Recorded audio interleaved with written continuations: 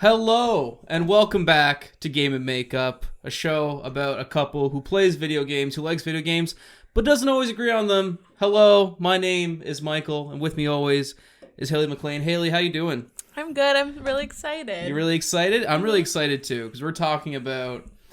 first of all, I want to thank you for the wonderful response to our last episode about Twilight Princess. We got lots of great comments and lots of great views, and it went really well. We had a lot of fun making it, and I'm having even more fun with this episode, because we're talking about one of my favorite games, and I know one of Haley's new favorite games, and that is, of course, Dark Souls. So before we get into Haley's wonderful experience with the game that she's going to share with you all, and I just want to give you a little context of what Dark Souls is. I mean, I feel at this point it's a well-known... You know more than me. ...institution of what it is. It's Dark Souls, originally released in 2011, the sequel/spiritual successor to From Software's Demon's Souls, which was recently remade for the PS5 in 2020. And to say this game was a success would be a massive understatement. It sort of launched its own genre in many ways. It really did. The Souls-like genre, with its own games, and Sekiro and Bloodborne, and, lots of games in the indie sphere like Salt and Sanctuary and Dead Cells and Hollow Knight, which takes so much from Dark Souls in so many ways. To say it's a genre defining, it's novel. It's novel. It's extremely novel. Absolutely. And my introduction to this series was on the PS4 when I got my PS4 with a copy of Bloodborne. And did it come with it? No, it came with a copy of Destiny, The Last of Us Remastered. Whoa, Destiny. I know. I could have been that guy. And oh no. The very nice clerk at EB Games asked me if I'd heard of Bloodborne. I said, no, I don't know what that is. Isn't that crazy that he affected you so much? He truly did, and that's weird. My one nice GameStop experience, is the guy who recommended me Bloodborne. One guy mansplained Overwatch to me. That was fun. As he should. As he should. As he should. Yeah, my 1,000 hours of that game isn't warranted. Continue. Well, that's pretty much it. It's a game that has affected many. It's in its own institution, and to the point now where its creator, Hidetaka Miyazaki, is now a known force in the gaming industry. Everyone's eagerly awaiting Elden Ring. What is it? I don't know, but I really want to play it. I don't know what that is. And something about George R. R. Martin, Hidetaka Miyazaki making weird game. But I think that's a pretty good... We should probably preface as well that we're not talking about Dark Souls. We're talking about the first Dark Souls. We're talking about Dark Souls, specifically Dark Souls Remastered, which came out on the PS4 in 2018, I do believe. And originally came out in 2011. And this, of course, contains all the extra content that was released. Not that Haley played it. Spoiler warning, but we'll get there. So this is Dark Souls 1. I felt Dark Souls 1 was a good place to start, even though it's not the first one I started with, because it's such a known entity, a known force that's affected so many people. Yeah, that's came up a bit when I was playing it. I'm like, you kept being like, well, this one's not the best one. Mm-hmm. And I was like, well, why did I play this one then? Mm-hmm. And it was really because it's just the first one. Definitely. And some people would say it is the best one. I don't think it's the best one. You think 3's the best one? No, I certainly don't think 3's the best one. You think 2's the best one? I think 2's the best one out of 1, 2, Isn't and that 3. a contentious take? Yes, absolutely. That's a very... to be fair, Bloodborne is my favorite, but Bloodborne isn't... I think that's not a contentious take. I think a lot of people Bloodborne's like in my top 5. Probably go Bloodborne, and I've given this list before to people, and I get a lot of heat for it, but my list goes Bloodborne, Sekiro, Dark Souls 2, Dark Souls 1, Dark Souls 3. Yeah. And I'm not quite sure where Demon's Souls fits in there now, having played it very recently on the PS5, but it's somewhere around there, in the bottom. It's not quite the top. Somewhere in the bottom. Somewhere near the bottom. Okay. But yes, we're talking about Dark Souls 1. So before we get into your experience with the game, Haley, I'm so curious to hear about it. I've purposefully not talked about it with you quite a lot. Like, Definitely. I mean, when you were sitting beside me, he was beside me on the couch. We should also preface this episode with I beat Dark Souls just to talk about it with you. Did. You. You did. You beat it. It took me longer than I wanted, but it was almost like, and I remember I was talking with my friends, like, just, you're 3/4 of the way through, just record the episode. And I was like, I don't want to talk about Dark Souls until I've beaten it, because it feels like there's this invisible barrier to, like, speak about this game unless you've beaten it. Like, you can't talk shit about it. Sure. Because then it's just, you need to play it to understand it, right? Right, of course. So, with all the critiques that I have about this game, I'm glad I beat it, because if I'm going to shit on it in any way, at least no one can say that I haven't beaten it. Right. Before we get into you shitting on it, Okay. I want to know about what you knew about Dark Souls going in before having played it. Like, what did you know about this series? What did you know about this game in particular? Tell me about your Dark Souls before you played Dark Souls. I knew insanely little about Dark Souls for working in the game industry. Well, I knew the joke is X is like Dark Souls, right? Which right, of course. Dark Souls is synonymous with hard, and like, I've never personally made that comparison because I've never played it, so I don't know how to compare it to things. But like, if you're fighting a dude one-on-one and there's a sword, it's like Dark Souls-y. Like when when Link fights Dark Nuts or something, it's like, oh, this feels like Dark Souls because he's fighting. But like, I understand that that's the most limiting way to describe. Well, I don't think that Zelda comparison's all that false. I think Dark Souls takes a lot from the original Legend of Zelda, certainly in a sense of exploration and, you know, some character, some enemy design. Yeah, certainly. I mean, I think it's very clear with the idea of like the note system and trying to talk, the idea of communicating. I think we're jumping a bit ahead of ourselves. But yeah, I didn't know very much. I've never beaten one. I've played maybe 2 hours of Bloodborne because I got it free on PS Plus. Sure.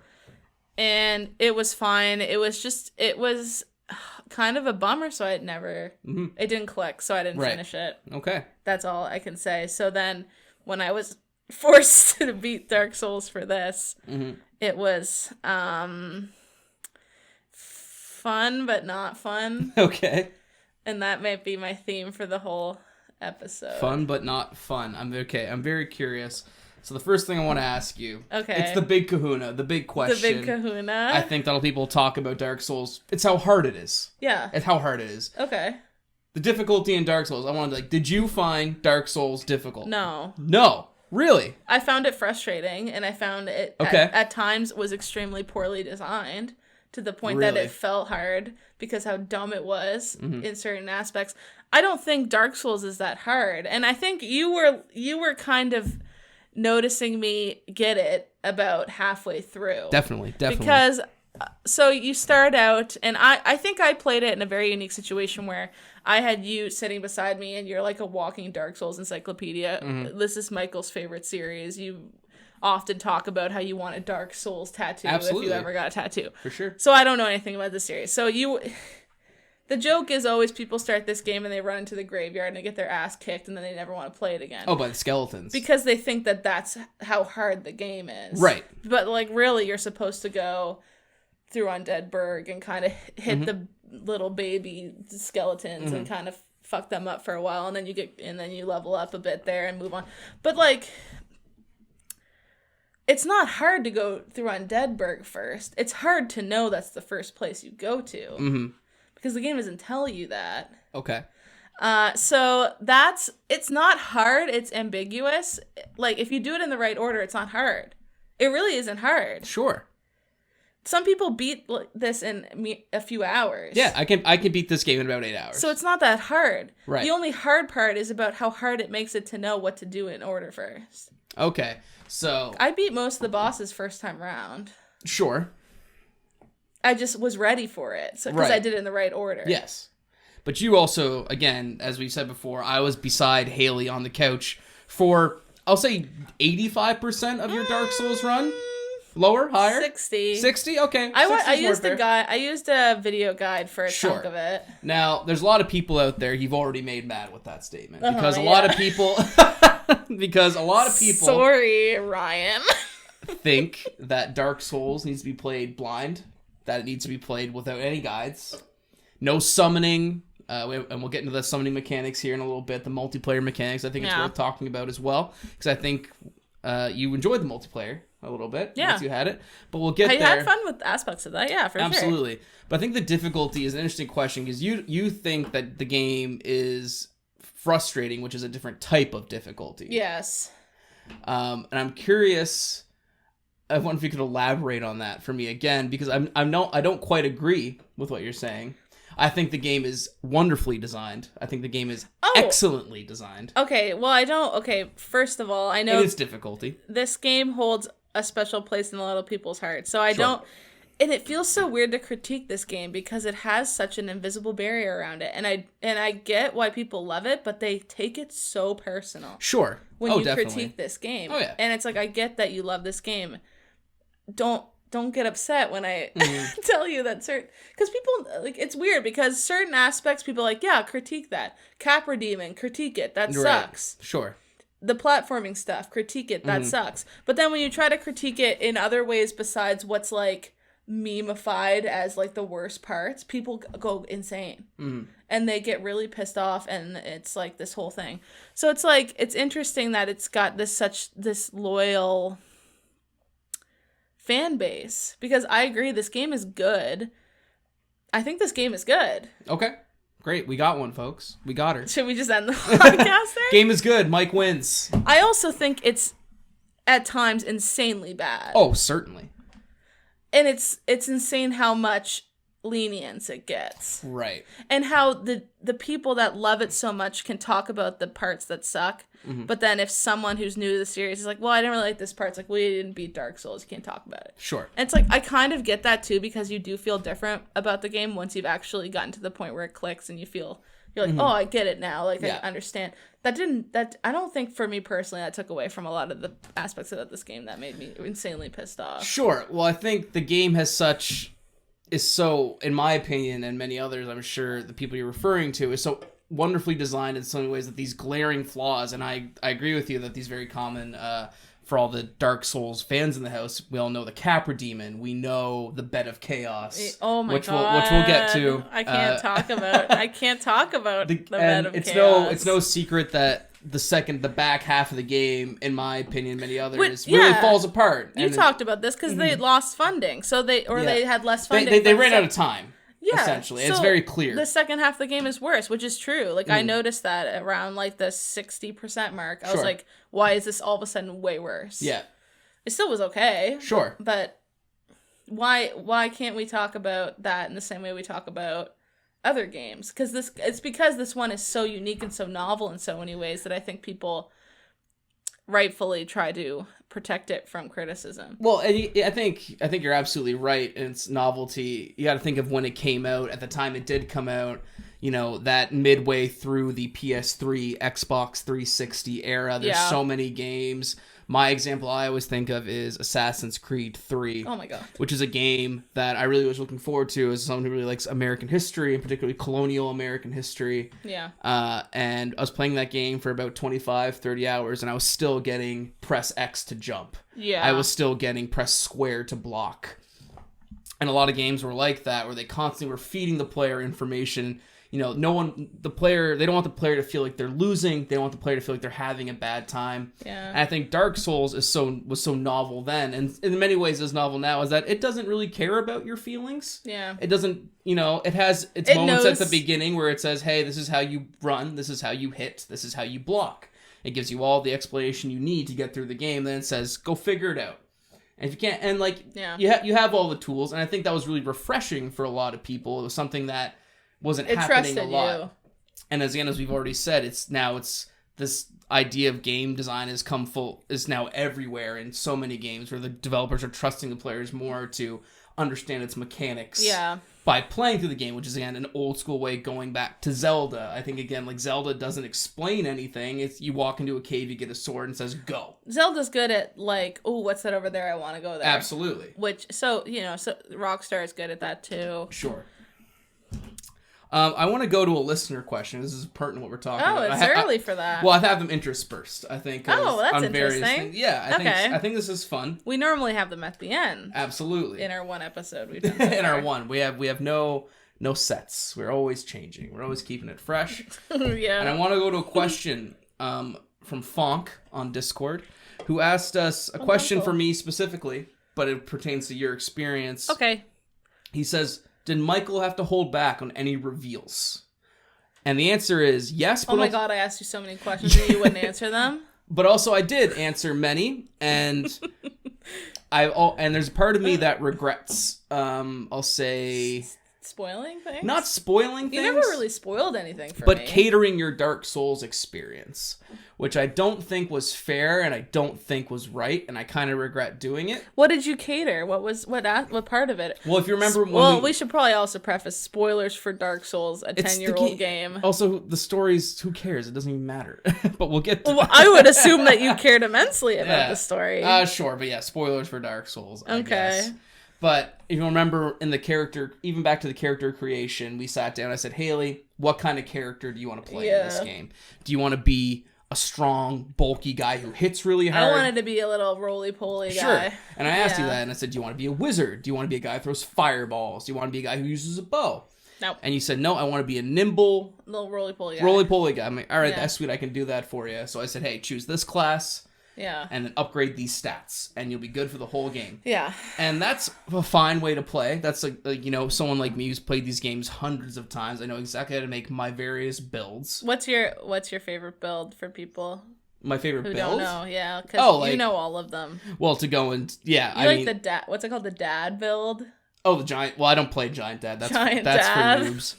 That's for noobs. And you just did it recently. Yeah, this was just for fun though. That's crazy that you just do a whole round of Dark Souls for fun, and you're so quick. Yeah, they're only games. It took me 35 hours. Yeah, it took me about 8 hours to get to where you were at. That's a shift at work. But strength, faith, always a fun time. You know what that means? No.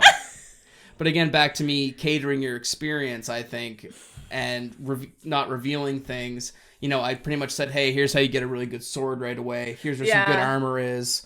Which I wanted to know. Sure. But I think that's sort of missing out on a key component of the Dark Souls experience, the hashtag Dark Souls experience, which is kind of silly to think about. Yeah. Because as much as I kind of rag on people who say, hey, you can't read guides, there is a certain merit to these games and exploring them on your own blind and kind of making mistakes that you then remedy. There's a part of me that wishes I hadn't told you anything, and then when you were leveling your character, maybe you accidentally put 15 points into your intelligence stat. Yeah. And you would have said, oh, what does that mean? Well, now you got to be a wizard because you've done this. You've made... Now your experience has changed. It's altered.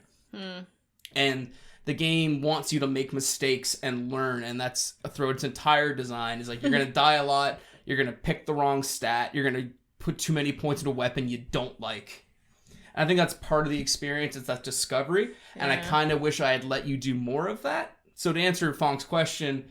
I did hold back on some reveals. Like I said, I didn't want to spoil it. There's a really cool boss coming up, so I wouldn't tell you about that. But I also did cater a lot of Haley's experience, which is fun. I think you can play these games however you want. You spent your money. You can do whatever you want. So that's the thing. It's when you talk about catering an experience, it insinuates that there's one experience. Sure. That you should be doing. Right. But you wanted to beat the game. Yeah. First and foremost, most people right? want to do that. Yeah, and I pretty much put you on a path that I think you'll see by the end of the game. You were two-shotting things. You were very strong. Oh, I was when I went back to the forest. What's it called? The forest? Yeah, where Sif is. Oh, the it's Darkwood Basin, Darkwood Garden. The first time I went through there, those little tree guys were fucking me straight up. Mm-hmm. And then the second time I went through, I one hit them, and that felt so good. Sure. But, okay, so back to your point about catering. I don't like that. I don't like thinking that there's one experience to be had, and that's the way you should play a game. Sure, okay, the developers made this game, and it's even, multiple people make this game, and they might have different perceptions of what you should do at any given time. Well, I should clarify here. I'm not saying there's only one experience. No, but, to say that you curated my experience, it just means that I have a more unique experience where I got to play a game with somebody who knows a lot about it. We played together. That's true. That's a unique experience. That's very true. And if anything, that made me like it more than I think I would have if I played it by myself. Mm-hmm. Because even when you weren't around, and I played probably the latter bit by myself almost entirely. Yep. After Bed of Chaos, I think I did that by myself. Yep, absolutely. And I used a video guide because I liked knowing... And I wouldn't go that... It's not like I watched the whole section through and then I played an area. I would watch... someone talk about the area and what I should be bringing. He'd be you should probably bring poison arrows here because, Orlando archers. Right. Well, it's easy to just hit them with one poison arrow and hide behind a pillar and they gave me tips like that. Sure. And it's Those videos have 3 million views. I'm not the only person that did that. Oh, certainly not. So it's, I don't know. It's like, because I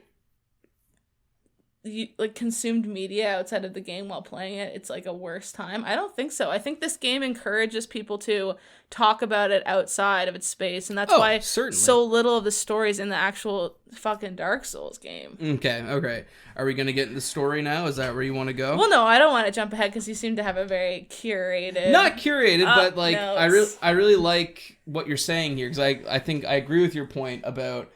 I had a unique experience. Sure. Because I got to play the game with someone who knows a lot about it. So you could be cheeky and be like, don't go there, without telling me too much. Right. Because, like, if I ran into the graveyard the first few minutes, I would have been like, I hate this fucking game. This sucks. Mm-hmm. Because those things are like, if I could put level heads on top of enemies, they're like level 50. Right. And I was like level 3. Mm-hmm. So, like, I'm going to have a hard time. It's not like it's The Witcher where it tells you outright, like, don't go over here because this is a level whatever enemy or whatever. Don't do this.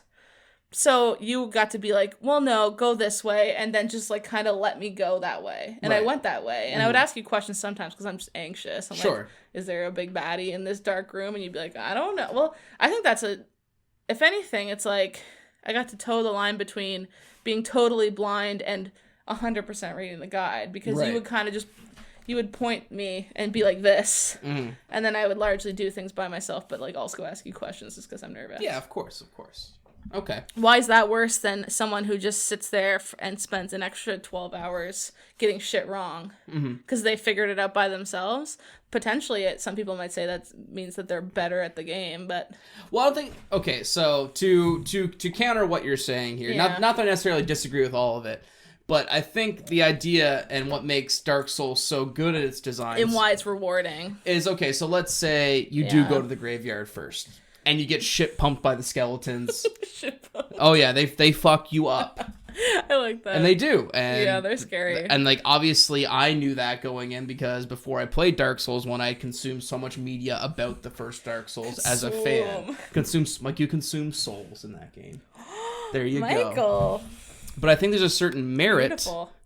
To, okay, I got killed by the skeletons. I'm clearly not supposed to go this way. So, I'm picturing myself as your novice Dark Souls player. Mm-hmm. So, okay, so the graveyard's clear out the right way, because skeletons shouldn't kill me this quickly. I should not go here. So then me as a player, I look around like, well, I see some steps. Maybe I should go that way, i.e. takes you to Undead Burg. So you're using the intuition of you as a player, and the design of the game just says, okay, not that way, but go this way. Some people might not view it as don't go this way. Mm-hmm. Some people might view it as this game's hard. Right. This is the beginning area, and oh my god. And for sure. I've heard tons of stories because I've watched a ton of YouTube essays about this game now, because I want to know more about it. Right. So many people talk about their first time playing Dark Souls, and that happened.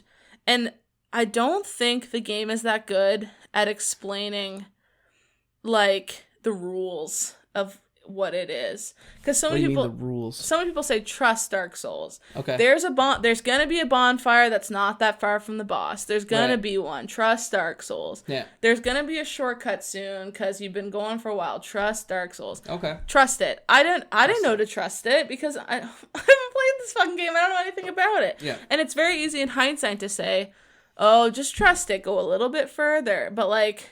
A lot of people probably had a real shit time starting out this before they learned that, like, quid pro quo of, like, put in the effort, we'll give you a little rest break. Okay. Because sometimes it really feels like you're not going to get one, and you're like, that was so much work. Where's my fucking bonfire? The one that's on top of the one that you have to roll down to find, I only knew it was there because of a guide. Oh, the one of the Tomb of the Giants. Yeah. I think a lot of people get pissed off at that one. Sure. Because no other point of the game did it teach you to peek over the edge of things. Okay, maybe not peek over the edge of things, but to observe your surroundings. Observe your surroundings, sure, but like the game doesn't teach you that things are underneath if you roll off of edges. Sure it does. There's tons of examples of you rolling off things to find platforms. I don't know. Not as well enough, I think, that for you to think it's an intuitive thing for new players. I really think that I can talk about this because I am a new player and I beat it, and I don't think it's intuitive as you think, because you've beat it so many times that it's muscle memory for you now. And I think that's where I want to come at this, and people won't get mad at me, hopefully, because they're not gonna get mad at you. Oh my god, of course they will. Yeah, probably. But it's because I don't think this game is bad. I think this game is really good, but I don't think it's intuitive as people give it credit for. Intuitive. Yes, and I think that's because now intuitive in its design. A bunch of elements. Okay. Well, like a game is a cumulative thing of its story world and gameplay. Right. Okay. That's the three things that make a video game: is story world and gameplay, and they can be intuitive in all three of those aspects, or one of those aspects, or none of those aspects, depending on how good a game is. And I think Dark Souls, eventually I got it, but it took like 20-something hours before I trusted Dark Souls. And do you know how many people would have every single person I know in my personal life, I think there's like 10% of the people I think would have been the type that would have sought out 20 hours of this and to get to the point where you're like, I trust this now, I understand what they're doing. Okay, I agree with you in that sense, but I really feel that there is a definitive moment for anyone who's played Dark Souls where the game is supposed to click. Yeah. And that it took me a long time with other games. Like Persona 5 took me like 20 to 30 hours before it clicked, and I loved it. But everything was intuitive along the way. I'm not talking click in terms of, oh, I like it. Oh, okay, what are you talking about? I'm talking about click in terms of I see what the game is going for and I'm on board for what it's going to throw at me, if that makes more sense. And I think for a lot of people, I've talked about it with people in my life, my family, and when it hit me, is taking the elevator from the Undead Parish back down to Firelink Shrine. When you realized there was a loop? When there was a loop.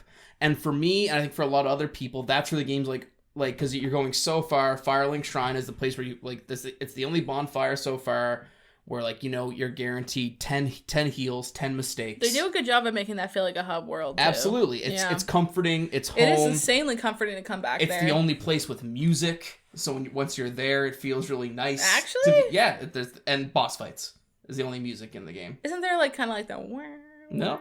The what? I could have sworn atmospheric there was stuff maybe, but like no songs. Just the crunchy leaves. Yeah, and like so coming back to Firelink Shrine from Undead Parish. That's interesting. Is for a lot of people. Oh wow, the game. It's a loop. This interconnected level design. This idea of like I've come so far and I've made it back to safety. Mm-hmm. I feel like I have these heals again. I can go back and like keep going.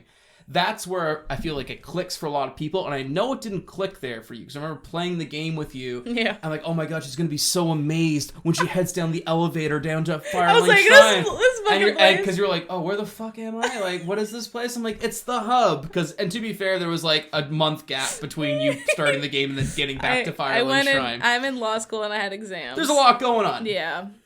And I was so like, it actually like crushed me. I was like, oh, she didn't get the Undead Parish elevator moment, the click. I was so sad. That's like a pivotal moment for many people. Absolutely. I mean, I've talked about it I couldn't care. my family. I could have cared less in that moment. I was like, funny. This fucking place again. Okay, cool. Well, that's a good segue. That guy that laughs at me is sitting over there. What's his name? NPC. Oh, that's the Crestfallen Warrior. That's his name. Or like the. What do you got? I'm trying to think of a rhyme with crest. More like the breast. We're here all day. You're on camera. The breast. We'll cut that. Just kidding. No, leave it in. This is a good segue because I want to talk to you about level design. Oh, goody. Don't sound so excited. Yeah, I'm just kidding. Yeah. Because a lot of people will say Dark Souls has great level design. It has shit platforming. Okay, well that's not the same thing. That's part of the level design. Yes, but also no. How are you gonna excuse Blighttown? How are you gonna excuse those fucking? You don't have to platform in Blighttown. You just roll down the ladders. That's platforming, my guy. Going down ladders? Yeah. Is not platforming. You're going from one platform. Mario doesn't climb ladders. Yes, he does. Sorry, Donkey Kong's literally about climbing ladders. Good point. What are you talking? That wasn't even a point I made. Well, the original Donkey Kong, he climbs ladders. That's Mario. Sure. Anyway, level design. The freaking rafters in that in Orlando. Yeah. Is that in Orlando? In Orlando, yeah. That was the most jank thing in the world. But did you find the levels like made an impression on you when you played them? You're like, did you think, oh, it's cool? You must have liked one of them. Come on. What do you got? I'm trying to think. Well, we have them. We actually have them open here, so I'm gonna take. So we have a listener question here as well. Okay. From I have it here. Give me just a moment. This is from Neuroflare on Discord. He said, "What is your favorite zone, and why is it Sen's Fortress? Is it? I was gonna say Sen's Fortress. Is it Sen's Fortress? It is mine because of the big dumb snake people. I like the I run around it singing Spoon Man to myself and replacing random lyrics with the word snake. Snake." Sen's Fortress was your favorite? That or Painted World. Which Painted World. Everyone says Painted World. Well, it's funny. Painted World, you even noticed when I was doing Painted World, I just did it. You just did it. You didn't look at a guide? You didn't ask me anything? No. You just played through it. I just did it, and it was really good. And I liked Painted World. Nice. And why don't you give the exposition to why that area is so good? Well, Painted World was the demo level that Hidetaka Miyazaki presented to Namco Bandai as a pitch for Dark Souls. Yeah. Which is why in the game so it's done. literally in a giant painting that's completely separate from everything else. And it feels really solid. Absolutely. And it's a great level. It's super fun. Like, Fuck solid 25 Fuck the minutes. basement with the wheel guys. Oh yeah, but other than that, wheel bonies. Yeah, no, okay. Painted World's a good choice. My favorite in Dark Souls 1 is always going to be an Orlando. When you finally get there, I did like an Orlando as well. It's just an amazing. It's such a drastic change from everything else you've done this far, and it has arguably my favorite boss fight in the series. One of my top 5 is in an Orlando. The Ornstein and Smo. Ornstein. Pikachu and Snorlax. I always want to say Rosencrantz and Guildenstern for some reason. That's a good one as well. Yeah.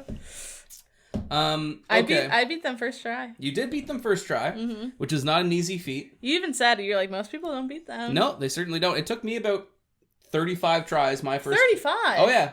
I didn't summon, though. I feel like I should get more credit. Oh, I summoned. You summoned. And that's okay, because I want to talk to you about multiplayer. Yeah. Which is another good segue. Yeah. Into our multiplayer. I like the multiplayer. Absolutely. And so do I. And a lot of people... And it's one of these weird things the Souls community has with... There's also a question we had in Discord as well as our impression of the multiplayer aspects. I really love the multiplayer in Dark Souls. Yeah. It's very opt-in if you want... but also you kind of have to. You just choose to play offline if you want, and completely ignore everything. Yeah.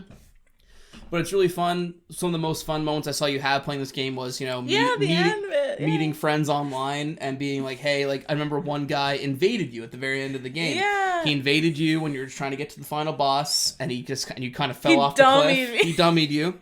And then you messaged him. He said, hey, man, could you help me kill the final boss? He was so nice. And he was really nice. Oh, I love him. And that's these moments where I truly love the community this game's created. And he even said I PSN messaged him. And because I had fought Gwyn. Maybe this is a story for later, but I guess I'll just tell now. We'll tell now. I had fought Gwyn, I found the Gwyn fight hard, which you thought was funny because normally people don't. People think Gwyn's one of the easier bosses in the game. I don't know why, but I was having real troubles You're with not Gwyn. much of a parrier. No, I'm not. But yes, anyway. Only with the Dark Knights. Silver Knights. Silver Knights that I was okay at parrying. But I was having so much trouble with Gwyn. And how many times did I go back to him? I think I was on round 30 or 40. Sure. I was getting up there. Yeah. And it was 10 p.m. and I had school the next day. And I was like, oh my God, I'm so close to beating Dark Souls.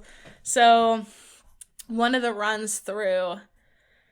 I was just not even fighting the silver. There's a bunch of silver knights on the way, and I just wasn't even fighting them. And then all of a sudden, some fucking fuckwad comes up behind me, and it was like, "You're being invaded by Dicky Doo-Doo," or whatever the hell her name was. They were wearing a witch hat, and they one hit me, and I just melted, and that was made me so angry, and because I was almost back to Gwyn, and now I had to go all the way back and run again. Because that's another thing that Dark Souls does is it puts these little bits of space between the last time you saved and your next big fight, so you have to run there, and then the more you do it, you're like, I'm just gonna run by these hollows or these whatevers. Absolutely. But it still is. It still feels like an ordeal to get there again, which I get, because then it feels more like a big fight than just if you started outside and you walk through the smoke and then you're just fighting again. It would feel less impactful than if you had to haul ass and get there. Absolutely. But anyway, so this guy, he fucking destroyed me, and I was like, bro, And I remember I got really mad. Yeah. And I was like, and you were like, what are you gonna do? And I didn't want to be hollow. Right. Because I kept using humanity. Yeah. To preface that, you have to be, there's human and hollow. You have to be human to summon help in Dark Souls. Which I wanted to do. Right. Which I wasn't doing, though. But being human also leaves you open to invasions from other people. But I wasn't even summoning. I was hoping that people would... show that you could summon them. That's what I was doing, yeah. I was hoping that there was going to be a summoning thing at Gwen's front door or whatever it's called. Mm-hmm.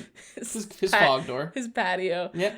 And he dummied me. And so I was like, all right, well, all I know right now is that this person is playing Dark Souls at the same time as me. So I sent him a PSN and I was like, hi, can you help me? And he was so nice. He said, honestly, I'm really sorry I killed you. I felt really bad. Because, like, who PvPs in the final area? Well, like, a lot of people invade that there. It's a hot spot for invasions. Yeah. But anyway, so he said, give me a minute. I'm getting my friend. And then this guy, I summoned this guy and I summoned his friend and they came in and we absolutely dunked on Gwen. Sure. And like maybe that people will say that's the wrong way to beat Gwen. Maybe I should have done it by myself. Maybe I'm not a true person that beat Dark Souls because I got help. I had so much fun. That was like the most fun I ever had. Well, that's the important thing. Because these two guys that were just like out of the kindness of their heart coming in they're like my bodyguards essentially. And I didn't just stay on the edge. I went right up there and was dunking on them too. Mm-hmm. It was so fun. Yeah, and I think that's my favorite part of Dark Souls was when two randos helped me beat the final boss. Yeah, and because Dark Souls is such a depressing game sometimes. It's so imposing on you. You die a lot. Yeah. Everything's a bummer. The world's ending. So then sometimes you meet a dude in like a funny witch's hat who decides to crouch you. A bunch. And you crouch and you find these like little moments in the game where you connect with people. And it's really nice. And I think that's thematically interesting too. Absolutely. Yeah. That so much of a world where you feel so alone, and that's also tied into like the story of the game as well, which I want to get into. Absolutely, we're gonna go there next. I'm sorry if I'm jumping around. No, it's fine. That's all well and good, but it's important to like it's mentioned to you as the player that the world's conversion, like in a game where it makes you feel really small, like literally the levels are so big and you're so tiny, little guy. You're a tiny person. It's really nice to like not feel alone for a little bit in those games, and then obviously the Dark Souls multiplayer. It was so comforting. Has evolved to like fight clubs with a meta level, like a fighting game. There's people who exclusively co-op, people who invade just to be dicks. There's people who speed run the game to get equipment at the very end to go back to the first area and not level up so they can invade like new players and mess them up. That's so rude. Oh, it's terrible. It's such an awful thing to do, but it's hilarious. I've done it. It's amazing. It's a super good time. You maybe have done it to someone like me. Probably. It's really rude. Yeah. And that person then became me, and the cycle continued. President of the United States. President of the United States of America. Okay, so we're about 40 minutes in. Let's get into the story of Dark Souls. That was a quick 40 minutes. Or should we say lack thereof? Because I know, and I've been waiting for this, I know you have a lot to say about the story of Dark Souls. So I'm going to let you just go. Oh, you want me to explain Dark Souls story? No, I want you to explain I want you to say what you have to say about the story of Dark Souls. I know you have a lot of things to say about it, and I'll let you talk, and then I will eventually correct you and everything you said wrong, so go ahead. Okay, well, correct me as I speak. No, go ahead. You don't want to correct me as I speak? Nope. Because I know I'm going to get things wrong. I'm not concerned about getting the things wrong with the story itself. I'm concerned about you. Well, I'll just let you talk. Go ahead. Concerned with me what? Go ahead. No. What? I want to know what you're going to say. No, that's not fun. Here's what I want to say about Dark Souls. Okay. Story. It is so... It's like one of the... it's one of the games with the most interesting thematic elements to it. That doesn't tell me in the game about all the interesting shit that it's doing. And you're going to say press square to read this. Go on. I don't know how many times Michael told me... Press square, buddy, because I would just ask you questions about weapons or items or whatever. I don't know. I think there's a really big... What? Nothing. Go on. You're laughing. I think there's a really big opportunity for this game to spend a smidgen of more time explaining some of the elements that go into like how you interact with things before you get started. Sure. Tutorial level shit. And then I would have raised to the point of understanding things a lot better as I went along. Mm-hmm. My example being using humanity. Right. I just thought I went like this, and I got some chunky boy soul, and then I was not hollow anymore. Right. There's actually all this interesting shit going on when you reverse hollow. That's so interesting. Yeah. You're crossing something off your list. No. So I'll try to explain. You tell me if I'm wrong. Okay. So, the age of man is the age of dark. Yes. Because the dark soul was found by the pygmy guy. Yes. And that is what makes that's humanity. Yes. So, when you... There's like one person who clicked on this video is like, what the fuck are they talking about? But go on. They clicked halfway through the video. They're going to click in, what are they talking about in the middle bit? So, essentially, it looks like when you use humanity that you're like absorbing it. Sure. But what's really happening is Gwyn put this spell on humans in the Age of Fire that put this curse around souls, which made it so your soul got corrupted-esque. So when you find all these souls in the world, that's like the soul of the crestfallen knight, brave warrior, whatever. Yeah. Sure. This is essentially like your self got corrupted, so you find this pseudo self and you build it up to what you want it to be. Which sure. So it's like, oh, I'm now a knight and I'm going to try my best to do this thing. So you build up this pseudo soul. Meanwhile, your own soul is getting corrupted behind the scenes. So that when eventually that happens, the reason that you hollow is because this isn't you. This white soul outside of yourself. Sure. So this isn't you lose it. So that's why we get to pick those up around the world. When you see a dead body laying on the ground, they have a white soul. It's like the soul of the crestfallen soldier. This is them. They're hollowing, and because the fire curse around their actual soul caused it so that it absorbed your true self and into what you thought you were. So that you essentially die like this, like if to speak more plainly. Oh my god, that's so interesting. Sure. But the game, like, that plays into so many interesting things of like people, their preconceptions of like humanity, like, which is the word they use for like explaining what that source is. So the reason that you're so special is because you don't get corrupted so easily by this, right? Like you're able to hollow and reverse hollow back and forth. So that you essentially, the curse of the fire started by Gwyn, who's like using his own body to kindle the last bonfire. Yeah. He's letting that continue because he's a god. Yep, he is the god. He doesn't want the age of dark, which is the age of man. So he's continuing this curse on you. So humans are cursed to this like zombie state where they can't be themselves because they no longer have access to their true inner humanity. Sure.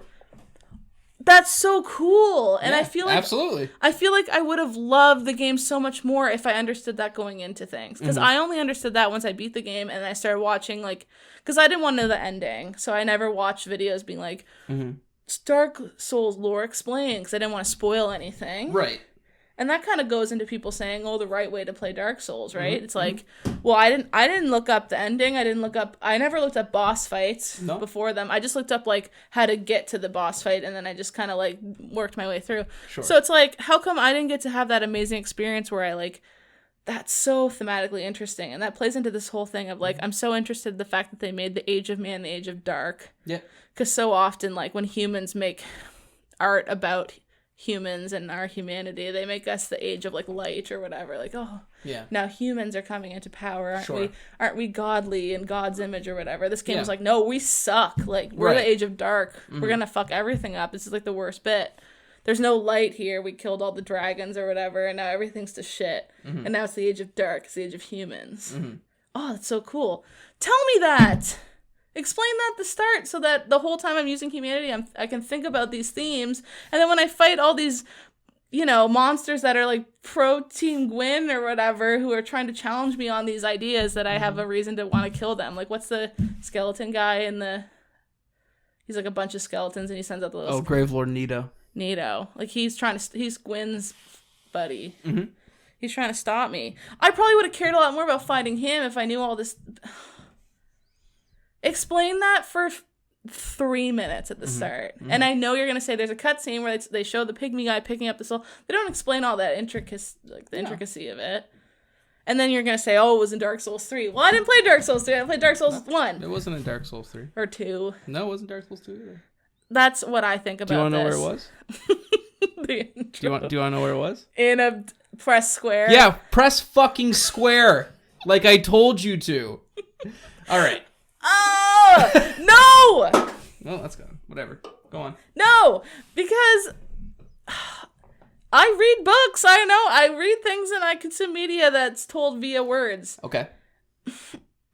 No, I don't want it told to me in a little paragraph. That's a really interesting thing. They could have explained that to me at the start. And that hinges on almost every aspect of the game moving forward, to how you consume it and how you think about it and how you think about people and yourself and the enemies and the bosses and the final boss and all these interesting things that I could have enjoyed so much more if I knew about what reverse hollowing meant. Right. I thought I just was like, I get to summon now.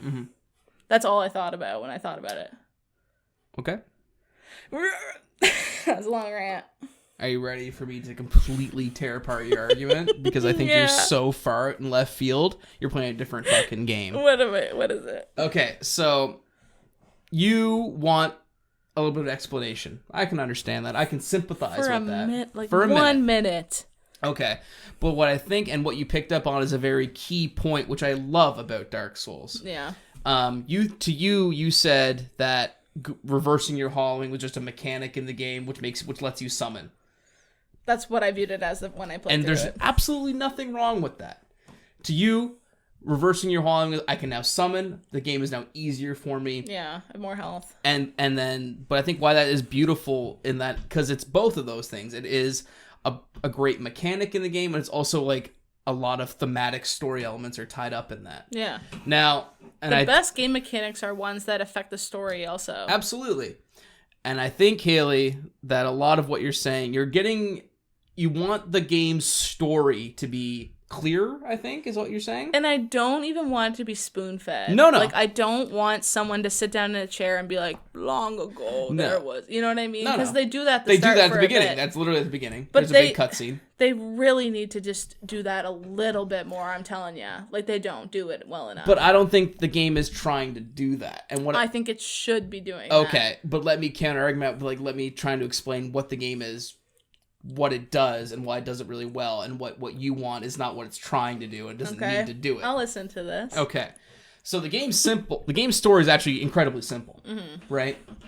You're an undead, which in this game doesn't mean you're like a zombie, though you can turn into one. It just means you're a person who literally can't die. Yeah. And you have to rot in a cell because people don't like, hey, you're fucking weird, you don't die, go away. Yeah. This guy shows up, he says, hey. Who puts you in the cell?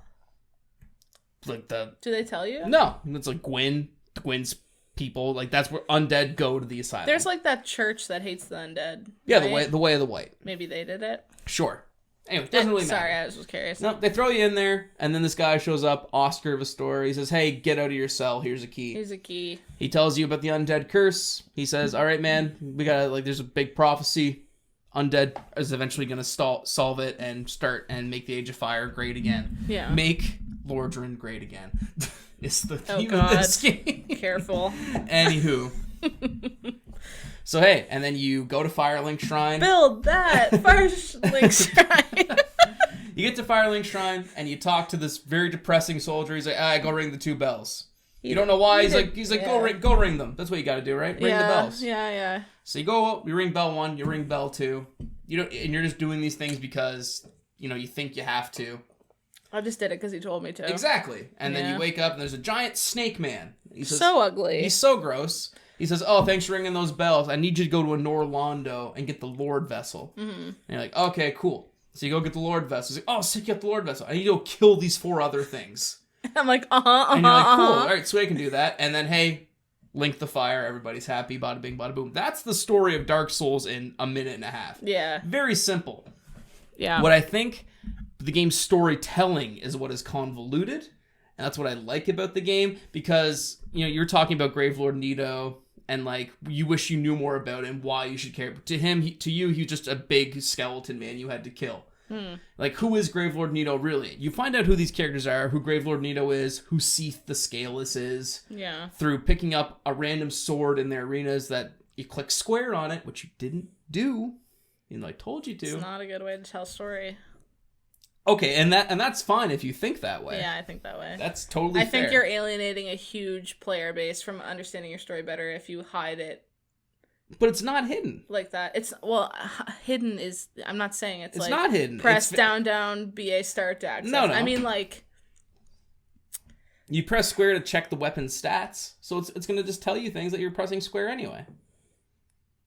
I don't know. It's all there for you. I really feel like they didn't have a budget for longer cutscenes, so they hit. I think that's completely off base. I think they told exactly the story they wanted to tell. Yeah. They didn't have the budget. They clearly had the budget. The first cutscene's amazing. What are you talking about? They didn't have the budget. It's all there.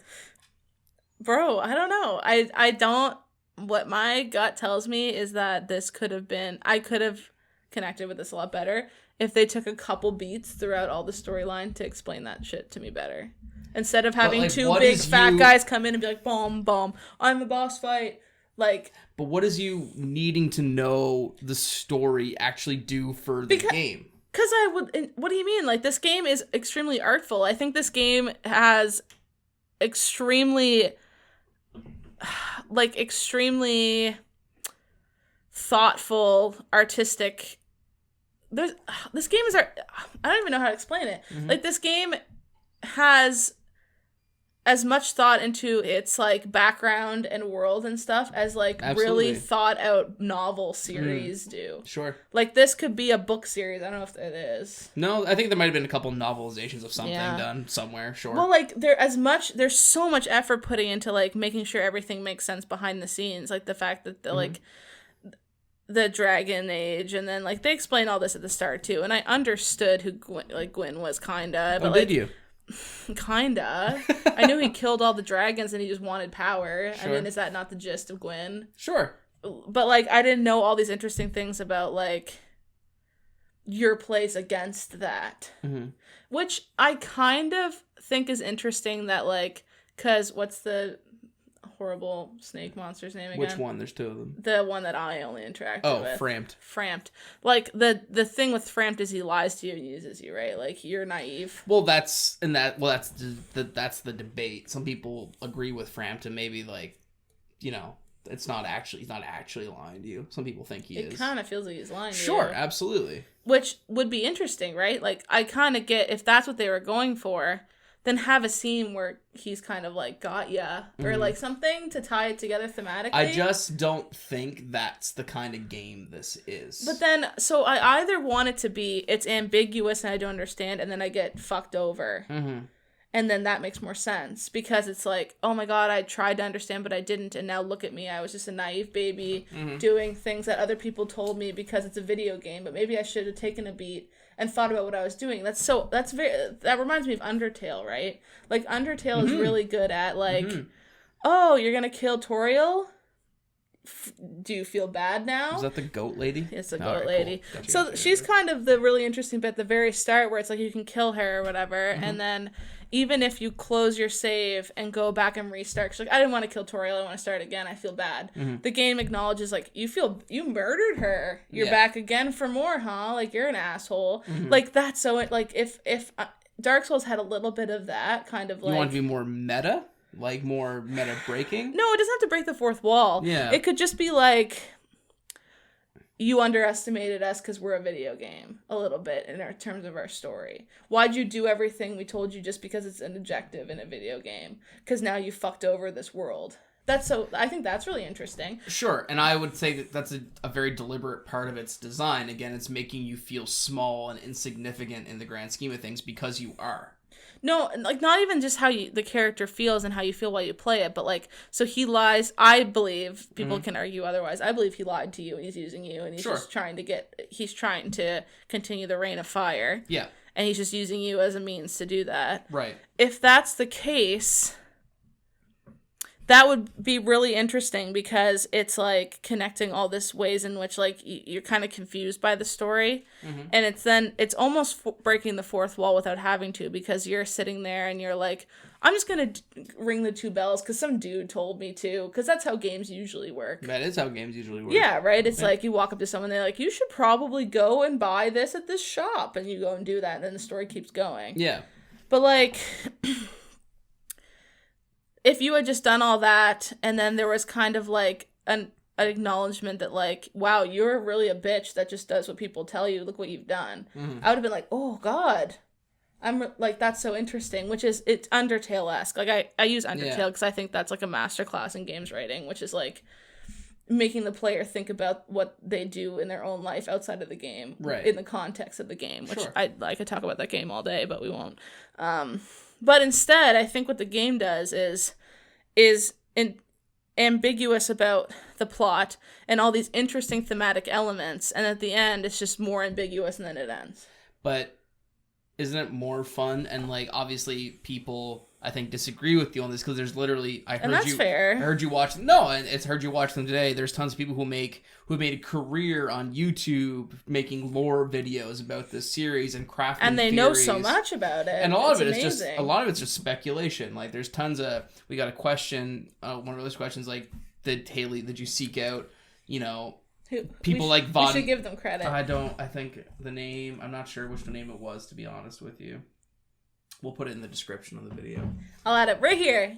Right there. That's who asked this. But, did you seek out people like Vodividya who make lore videos? Guys like the Ashen Hollow. Only until after. Yeah, exactly. And but that's, I think, a really powerful statement the game makes to finish a game like that and be like, well, I want to know what happened. And like a game that's so ambiguous, that's so vague, that literally people have been, this game came out almost 10 years ago now. Yeah. Exactly 10 years ago, I guess now. Almost. And people are still speculating about what's the right choice. Who's this character? Who's this? What does this mean? Yeah. And I think there's a certain strength in that design of storytelling, which obviously you disagree with, and that's fine. I just think it's giving way too much credit.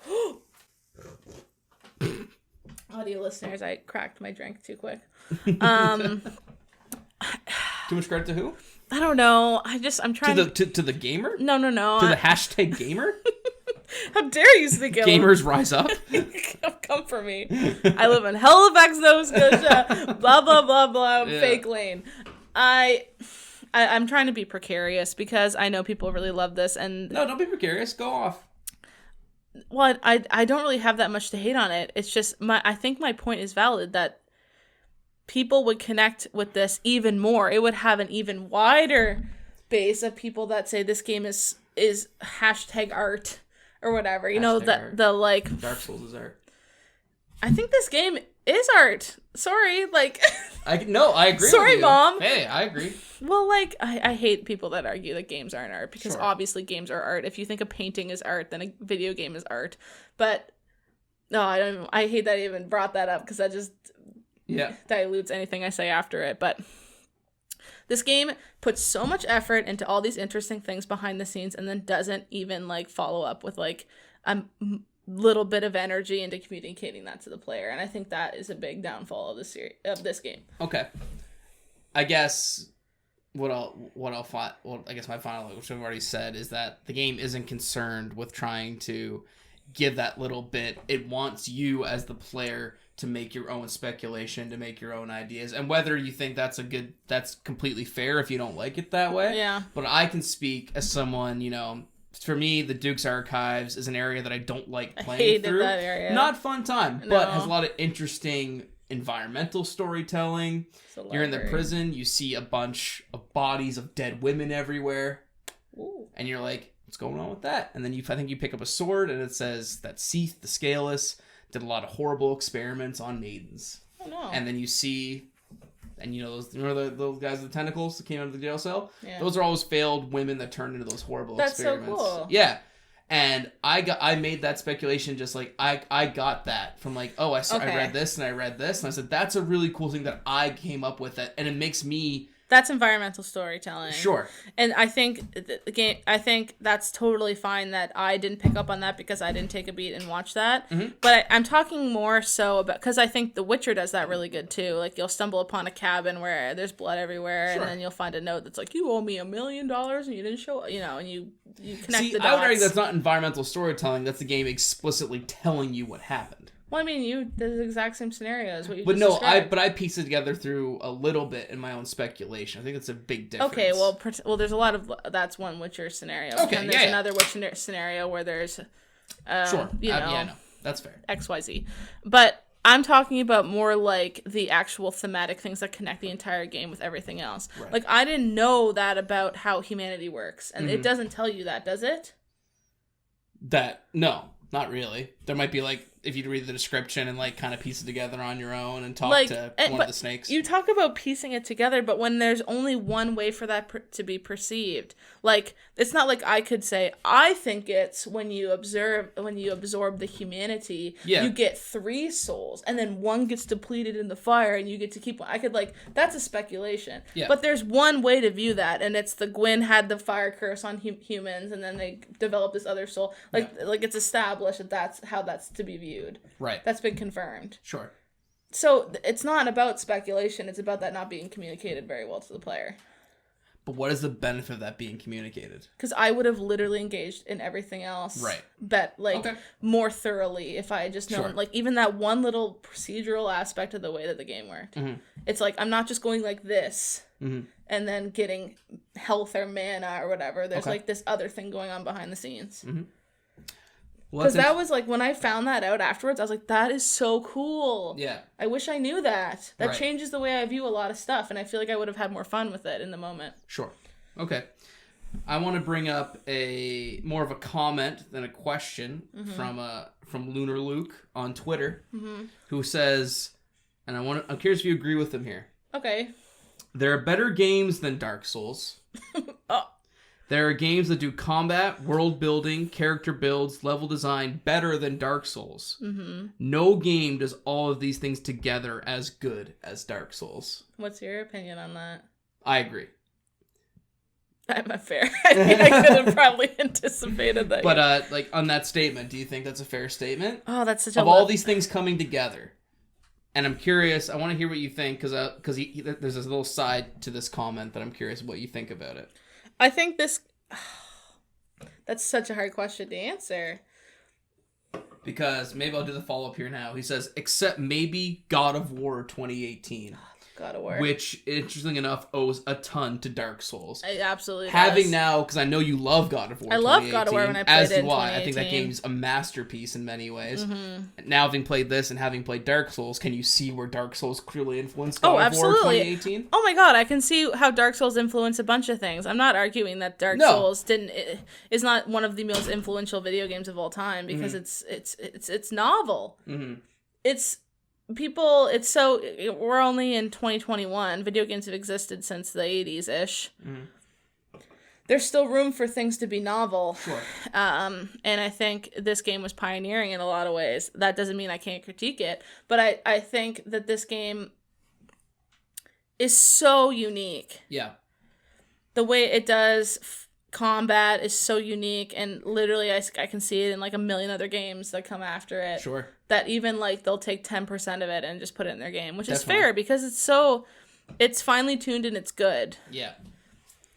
With that said, I'm still gonna poke holes in it. No, I just think this God of War comparison is really interesting. It is an interesting comparison because what Luke is saying here is I think God of War is doing what you're talking about. It has all these moments and again, lots of environmental storytelling. Yeah. But it also takes those beats I think you're talking about to take those moments to okay, player, let's explain things a little bit more. And I don't even want it to be in a handholdy way. No, of course not, because that's I don't want that's it to boring. be. I don't want it to be condescending. I just want I'm talking about a smidgen more. Sure. Because I don't want people to think, oh, she just wants to have her hand held through Dark Souls. No. I literally a smidgen more. Sure. I guess, again, my counter argument to that would be that smidgen, there's so many other games, and not bad games, in fact, very many good games that have those more linear or, I guess, easier explained story beats that you're looking for, that Dark Souls can exist in its own sort of sphere and have its own thing going on. But I want more of that because I know Dark Souls is so good that it could warrant that little bit of explanation for me to like it more. Sure. Okay. That's why I'm saying I want fair. it more from this specifically, because there's tons of games that hold my hand. Look at every single Nintendo game ever made. Like, but I want it to do it because it's really good, and it would be better if it just did that a little bit. Right. Like, that's why I'm asking it of it, because I want it to be better. Mm-hmm. And this will tie into Luke's second question, I think, very well as well. Okay. He's also very curious about how Haley feels playing this game in 2021/2020, where Souls-like and the Dark Souls of / insert game franchise are just normal expressions in the gaming sphere. Do you feel its legacy retroactively, or is the hype too blown out of proportion? I didn't go into it thinking too much about that phrase, the X of Dark Souls, because oh my god, I'll say that, like, when I was trying to find impressions for this, I looked up Dark Souls bad on YouTube. Dark Souls bad. Dark Souls bad. Dark Souls bad. Michael, don't watch those videos. They're so and I'm not even gonna call it any specific video because these poor boys, I'm sorry, but half of their arguments are just that people say this is the Dark Souls of this, and they like pretend that they're doing a review of Dark Souls, but really they're just complaining about games media. That's like the reason they made their video, and they're just like, Dark Souls. If IGN says this one more time, I'm gonna kill myself.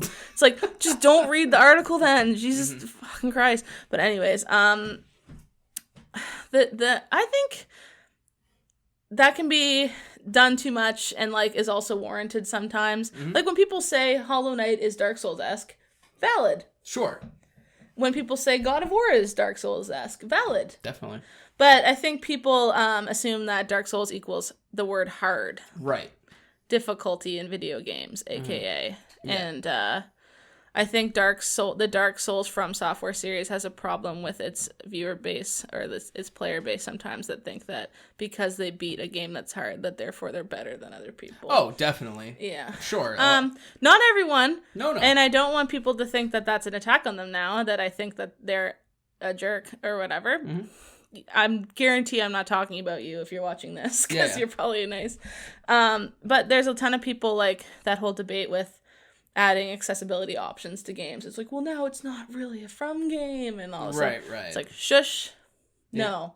You can play it just how you want to play, the same way I could play it if I summon someone or I view a guy. Well, that's almost a built-in accessibility function as it is. Yeah, really. You can summon two people. Yeah. And you guys can dunk on the final boss. Dummy everything. You can play co-op the entire way through, and you can dummy everything. And that doesn't mean that you played it a worse way than anyone else. You just played it a different way, and you still beat the game. The fact that they put those options in means they want you to do it. Sure. What was my whole entire point? Anyways, so those videos, I was trying to get some opinions on why Dark Souls is bad, and I really came away with none that were that concrete. It was more so... Thanks, Internet. Well, I'll tell you what. The first 5 listed videos that were Dark Souls, they do the clickbaity... They complain about journalists. Dark Souls ruined my wife. And then they do the most clickbaity title I've ever seen. They'll say, Dark Souls is easy. And then you click it, and it's like, Dark Souls is not easy. And I'm like, okay, whatever. You got me. You got the click. But anyway, so... they were complaining about Dark Souls, and then every single video I watched, in the first 3 minutes, they said, I haven't actually beat Dark Souls, so take me with a grain of salt. And I was like, I'm gonna kill somebody. Like, it's so frustrating. 'Cause you did beat it.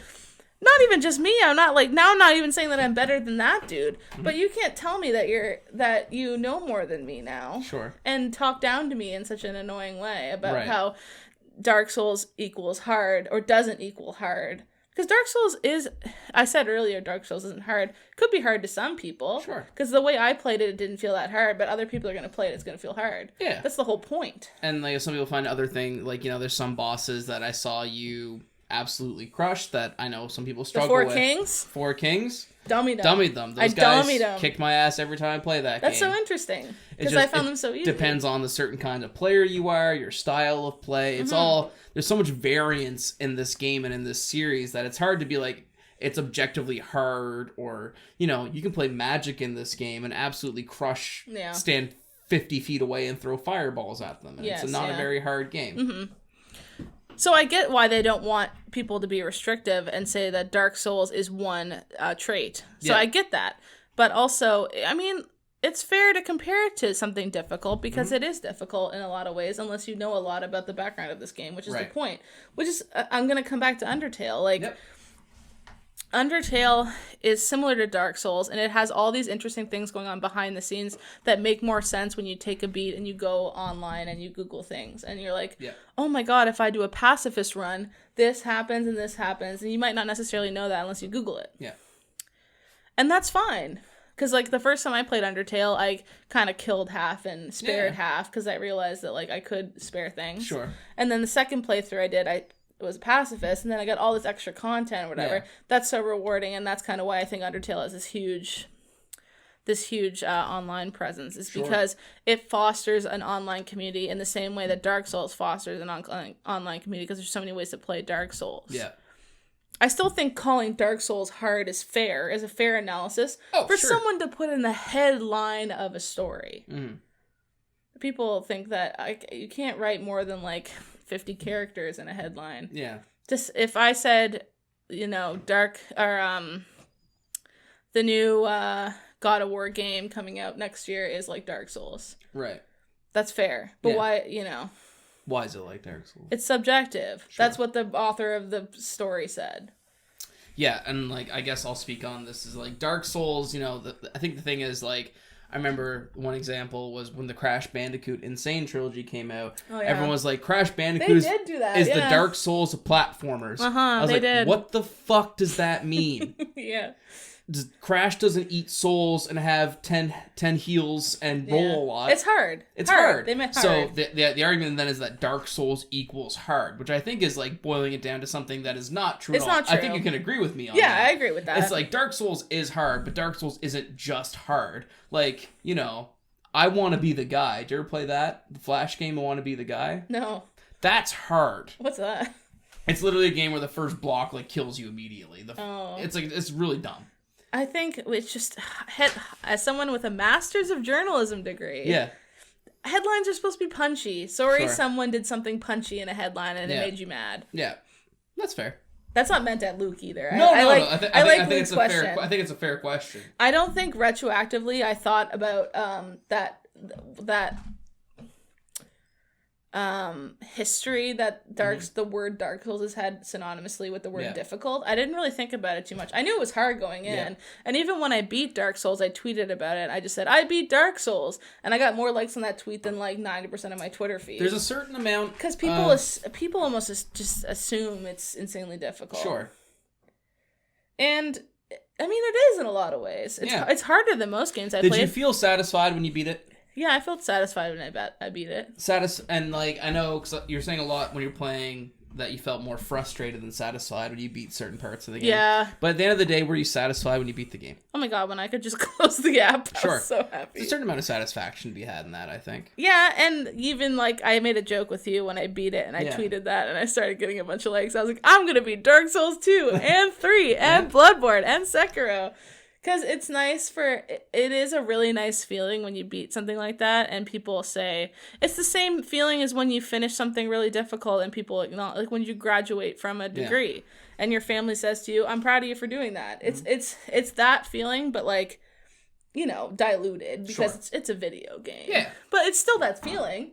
Definitely. And people, it's very fair for people to search out that feeling and get that just while they're sitting on their couch at home. Right. I get that, especially in a pandemic where we can't do that much. Sure, definitely. I think it's nice that people can feel that from this. Definitely. That's a really nice way to put that. Yeah. All right.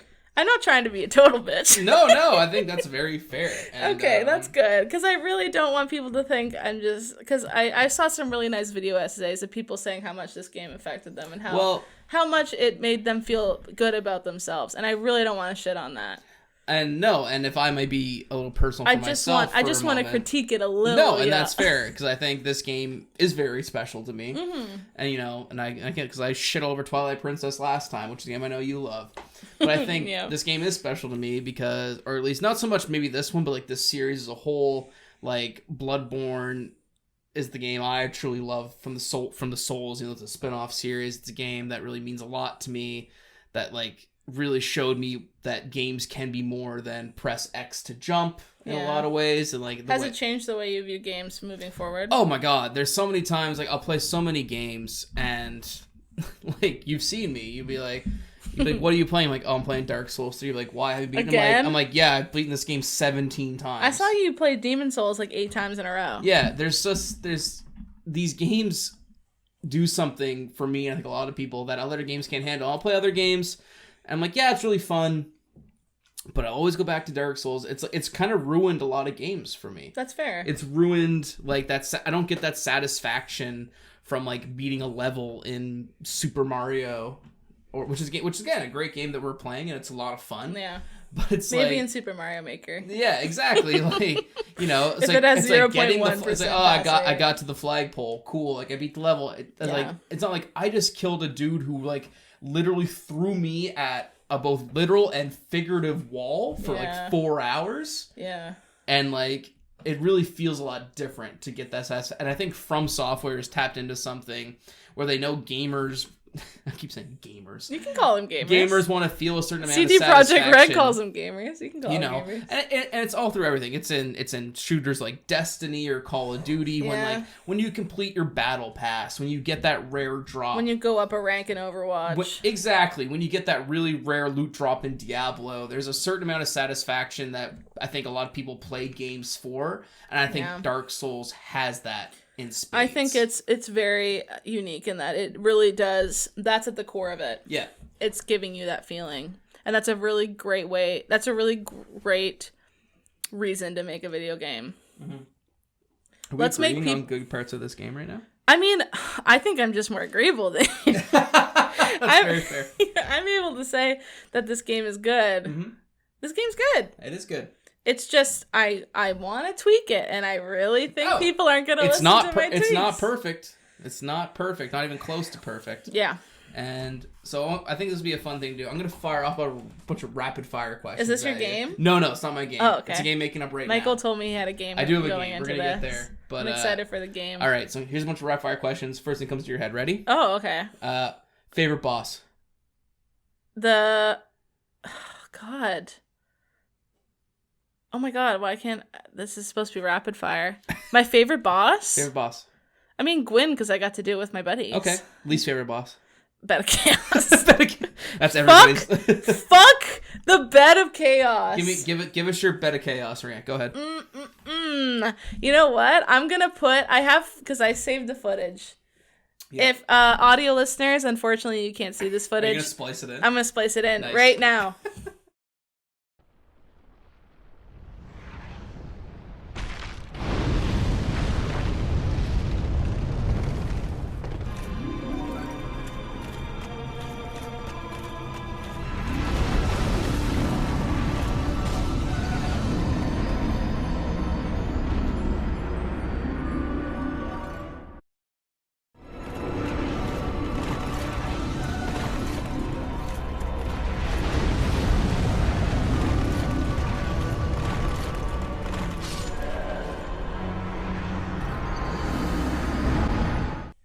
So that was me, my first time through going up, and you can see I just get knocked into the abyss because the hitboxes are insanely stupid. And then I come forward again, and that try was probably like 15 tries, even after the first try that I showed. I showed 2 tries in a row just then.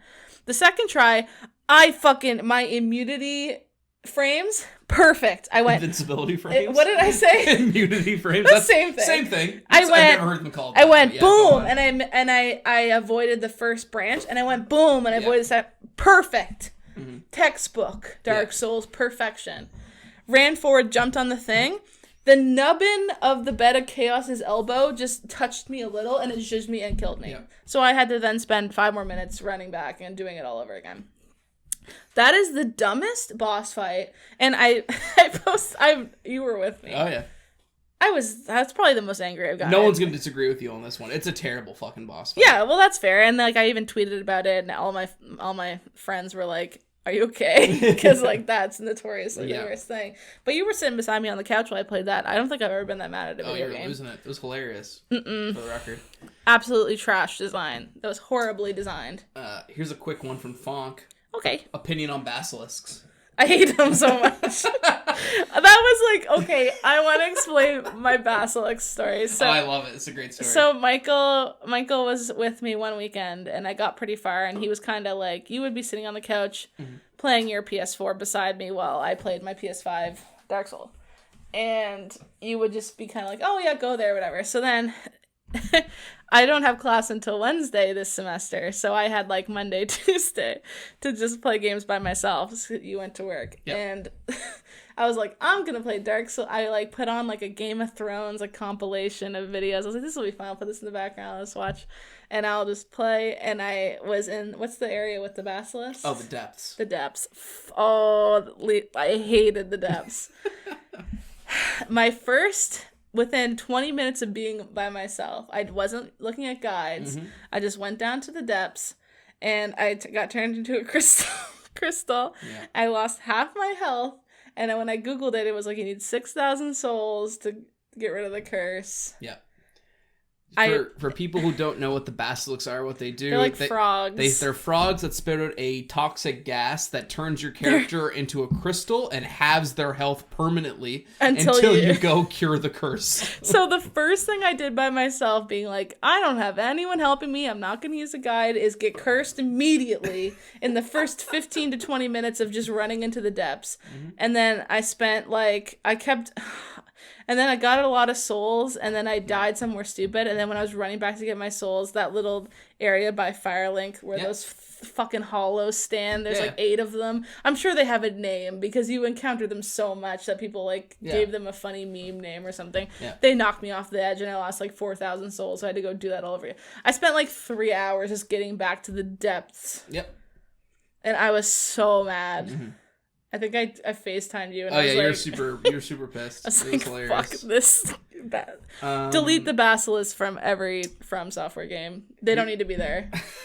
They are in all of them. Are they in every single one? Oh, yeah. They don't need to be there. And actually, Dark Souls 1 is the only time where curse is actually that bad. They never made it that bad again. Really?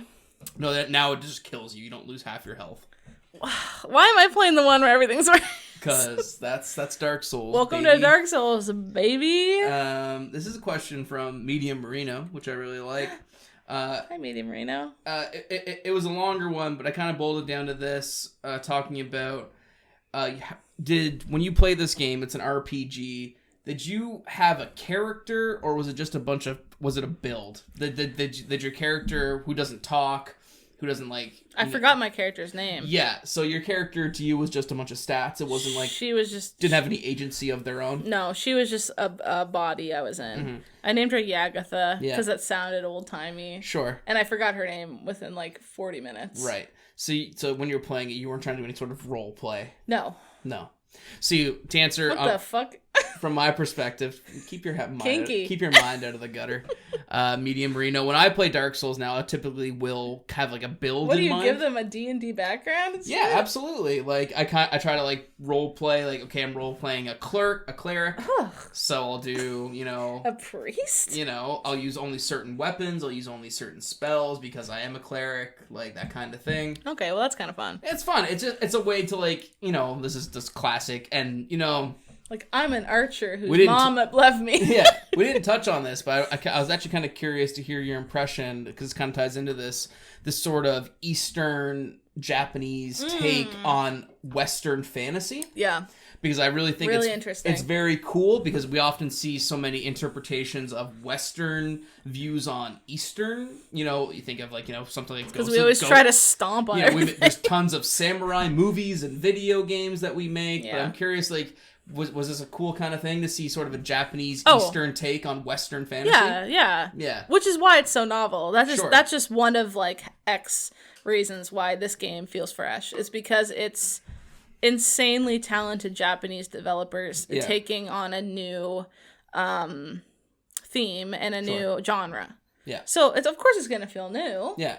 Because they do such a good job. And obviously, you don't, I'm more nerdy than you are, which is hard to believe in some capacities. Are you sure? But obviously, I mean, this game takes so much inspiration from anime and manga and Dungeons and Dragons. Gross. So it's very cool Naruto? to see all this kind of, yeah, the Naruto's in Dark Souls. I thought I saw him at some point. So that's all I really have for questions for you, Haley. Would you like to play a game, then give your final thoughts? I'll play a game. All right. I want to ask you some questions, too. Please. Do you want me to do that right now? No, let's do my game first. Okay, sure. All right, so you're talking a big game about understanding the story of Dark Souls. I don't know. You're talking a pretty big game. I really want to attest that I don't know that much about Dark Souls. So what I have here is the Dark Souls lore trivia quiz. God. I'm going to ask you questions of various difficulty no, about the lore and world of Dark Souls, and I'm going to see how many you get right. Are you ready? You've actually already answered. I know you're getting some of these because we've already talked about some of these things. I'm actually pretty impressed already. With what I said about humanity? Well, that and just various other things. Because I was interested in that. I searched that out and looked into it more because I thought that was such a cool way to go about like how you gain back like your sense of self. Definitely. Anyways, continue. Well, obviously the lore of Dark Souls is a very important thing to the fans of this game. Everyone's always speculating about who everybody is and what everybody else means. Yeah. So, question number 1. Okay, I'm ready. Ready? Mm-hmm. What age does the game take place in? The Age of Fire. The Age of Fire is correct. Bow. Cool. Thank where are the 2 Bells of Awakening located in the game? Yeah. Just beat this game. The first one's in Undeadburg. Right outside Undeadburg in Past the Dragon Inn. With the gargoyles. Yeah. On the roof. Where bells are. Where the bells in the ceiling. What's the first letter? U. Undeadburg. It's the Undead Parish. Damn it! Is the I knew it one. was Undead something. Where's the second bell located? In Orlando. No. New Londo. No. Blighttown. Blighttown is correct. Yes, thank you. I'm not giving it to you though because you had to guess 3 other things. That's really fair. I just wanted to guess in a row. That's a check. That's next. Okay, that's all right. Name 3 covenants in the game.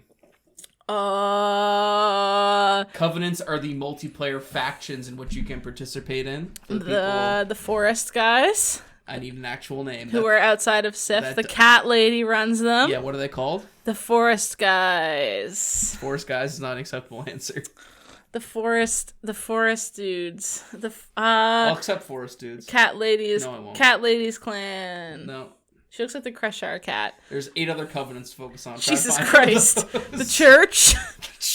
The Christian church. Fuck me. What's the onion guy part of? Well, there's the sun. There's the covenant of the sun, which is Solitaire. He loves the sun.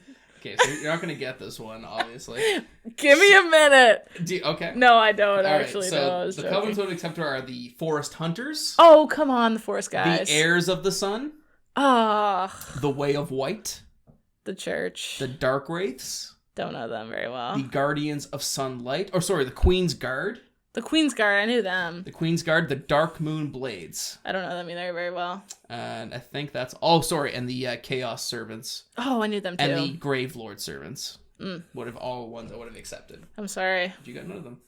People are going to now not take anything I said seriously before this. You already kind of got this one, but I'll ask it anyway. Okay. What is the name of the knight who loves the sun and jolly... Solitaire. No. Wait, sorry, finish your question. No, that was it. Who loves the sun and jolly cooperation. What's his name? Solitaire. It's not Solitaire. What? Solaire. Oh, sorry.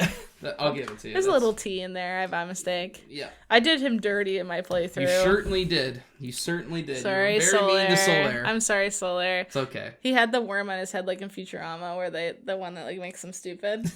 Except it turned him insane. Yeah. Instead of making him stupid, it made him crazy. Question 5. Gwyn went to war against who in the opening cutscene? The dragons! The undead dragons. I would have said everlasting dragons, but undead dragons is fine. Everlasting and undead are synonymous. All right, I'll be very surprised you get this one. Oh, okay. Who are the 4 knights of Gwyn? Torius. Yep. I couldn't tell you those things. They are Artorias, the Abyss Walker. I love him. Hawkeye Gao. You love him? You didn't even encounter him. Hawkeye's from Marvel. Hawkeye Gao is from this game, actually.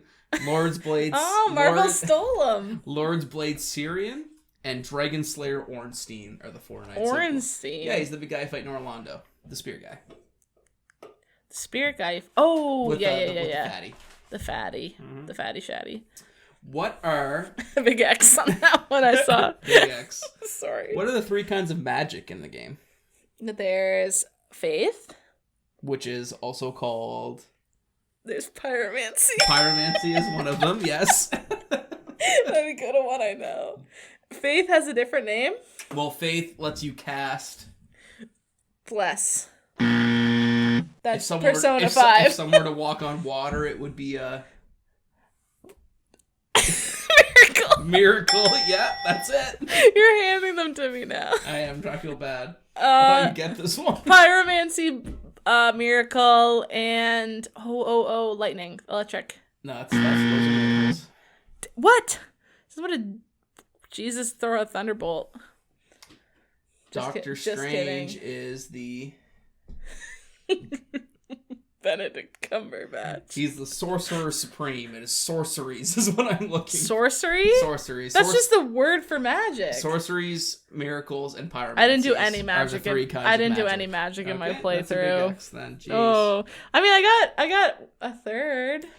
I mean, the score doesn't matter, I suppose. I think you might be able to get, because you kind of talked about it, though you haven't actually said what it's called. Ooh, okay. What is the name of the mark which brands those with the undead curse? What? That's such a genuine what? I'm sorry, repeat the question. What is the name of the mark which brands those with the undead curse? Hollowing? Okay, people who have this can hollow. That's the whole thing. Oh, they can hollow. Yeah, you're talking about the mark. How Lord Gwyn cursed them all with the he fucked humanity over with the brand. Yes. What's that brand called? What's the brand called? The Circle of Fire. I want it with a ring of fire. It's called the Dark Sign. The Dark Sign. I'm so disappointed. Because the way you said you were so close. I'm sorry. All right. Ring of Fire. Here's one for you. You make some bonus points here. Okay, I'm ready. Yay. For a point each. Oh. Name all of Gwyn's children. Big Booby Gwyneth. But she was an apparition, I learned. Yeah, but she is still a real. Okay, well, Big Booby Gwyneth. Her name's Guinevere, but yeah. I'm trying not to. I'll give it to you. Because her name's so similar to his name, it confused me at first. I remember. Yeah, Guinevere. Spider. Booby Spider. She is not a child of Gwyn. She isn't? She's a child of Chaos. I can see why. Those boobs. If I asked for all 7 of the Witch's Islew's children, you never would have got them. Spider. Yep. Spider, boob, boob, boob. Let's see. What women in this game are there? Oh, all the women with no shirts on, right? Mm-hmm. That's the only women I saw besides my playable character. And the Firelink, one of the Firelink ladies was pretty cool. Yeah. She had a shirt on. Mm-hmm. Just the big boob ladies. That's the only one you know? Yeah. So it's Guinevere, Gwendolyn. Oh, of course. And then obviously... Oh, what's the lady with the tail? She's one. Yep. Priscilla, that is also one. I got her. And also there is Gwen's 4th child, whose name has been lost to history, which you later find out. You don't actually know their name. Her name's like Karen or something. Yeah, well, I think it's the Nameless King in Dark Souls 3, but you don't know Gwen's. Oh, it's a boy. It's a boy. Gwen's firstborn. Oh, I thought you said fourthborn. Okay, this is one I know you know. Who found the 4th Lord Soul known Pygmy. as the Dark Soul? The Furtive Pygmy. Little pygmy guy. Little pygmy. He's a little skinny guy. First man. And No one really knows that much about him. No, that's true. You actually fight him in the DLC. He's the final boss. Is he hard?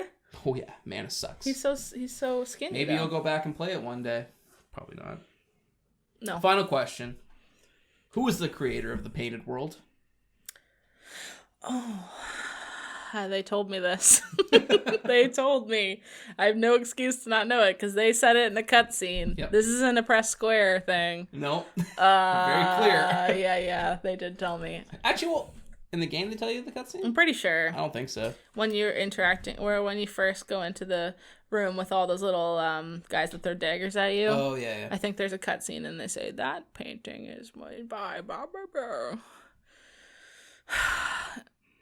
Zigzagatorius. It's the Painted World of Ariamis. Oh, I knew that. I knew Ariamis. I wanted to say Atorius, to be honest. Atorius is the Abyss Walker. Because it just sounds the same, is what I mean. So you got like 4 out of 10. There's a lot of X's there. 4 out of 10's a failing. You do? That's a failing grade. Oh yeah, like you definitely lost for sure. Okay. All right, that was fun. That was fun. I like that. Okay. You said you had questions for me? Yeah. Okay, go for it. Why do you like this game so much? Why do I like this game? Because I feel like I talk so much about. You asked me so many questions, and this is supposed to be like a pod about me being cool on something and you being hot on something. So yeah. Why are you hot on this so much? I just think these games are truly. Let me actually go to my boy Crater in the Discord, who really puts it. Shout out Crater. Shout out to Crater. Puts it way better than I ever could. That's nice. Because he has a large spiel here, but the gist of it is, he played this game and it's so fun. It's so immensely rewarding. Here we go. The first time I tried, this is Crater's words, not mine, but I agree with many of what he's saying. The first time I tried it was a few years ago and immediately got slaughtered by the tutorial boss, not realizing you were intended to run past him. I tried several times and eventually just gave up, which is something you talked about earlier. Yeah. Characters giving up. Yeah. Players giving up. Recently, though, I got a PS5, but in order to get one, I had to buy a bundle package with Demon's Souls. As to not have to be a waste of money, because that's the only game on that console, by the way. I gave it an honest go after a few hours of Astro's Playroom. That's actually a great game. Yeah. A few hours of the Dark Souls. The Dark Souls of free platformers. That's awful. And he loves it. Dear God, he loves it. Now, yeah. Dear God. It's what he says. And that's some BS about the game, for sure. They don't want to gloss over. Being intentionally obtuse about game mechanics sucks. Yeah. And the, quote, get good response to that complaint is nonsense. That's what I'm trying. That's a great way to phrase that. I hate that response to things that people talk about this game. I don't mind the difficulty. I actually embrace it. But difficulty should come from gameplay, not a lack of understanding of the game's basic mechanics. Oh, perfectly said. Now, all that said, once you do clear that hurdle, the game is just everything I want. It's a 3D Metroidvania with very tight controls, robust RPG elements, and unparalleled level design. Circling back through a shortcut to a previous location is a fantastic experience, slowly linking together the sprawling world as you explore the various tendrils of map emanating from the Firelink Shrine at its center. Damn, this should just be the podcast. Truly. Now, I still have no fucking clue what the story is to these games are, but I do know it's got its hooks in me, and I'm going through the whole Souls catalog. So yeah, I think Crater, what you said there is pretty much how I feel about the game. Yeah. I love exploring. I really like, I think unlike you, Haley, when I find like a random shield in a corner, I immediately press square on it. I want to know what this shield is. I want to know who does it belong to, what's its story. Yeah. I love the difficulty of, maybe it's something weird in me that I love getting my shit kicked in. Like I love literally banging my head against the wall. What's the opposite of a megalomaniac? I don't know. That's what you are. Thank you. Yeah. But yeah, I love these games because they push me. And so many games I can play now, it's like a mindless, press R2 to shoot. And yeah, if I die in a game of Call of Duty, I just respawn. And there's like, whatever, it's fine. Children can yell at you there too. They can. That's truly the meanest thing. Yeah.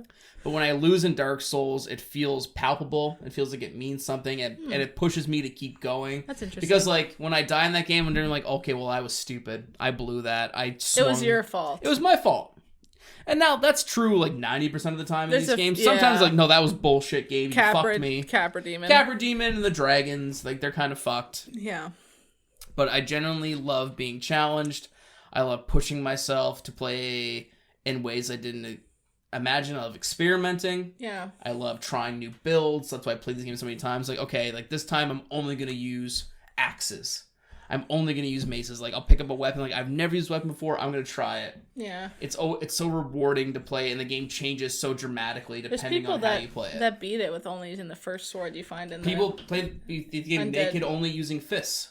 That's hilarious. And I mean, people do that in Breath of the Wild. Now, sure. Like, tons of games do that. Exactly. It's just changing. It's a game that lets you experiment. You can pick any weapon is viable. If you find a weapon that you really like, you can probably upgrade it. You can probably use it. It rewards player experimentation, rewards creativity. Yeah. It's just a game that really, to me, like Luke said in his comment earlier, there's games that do certain things better, but as a whole package, I don't think any game does what the Dark Souls series does. Yeah.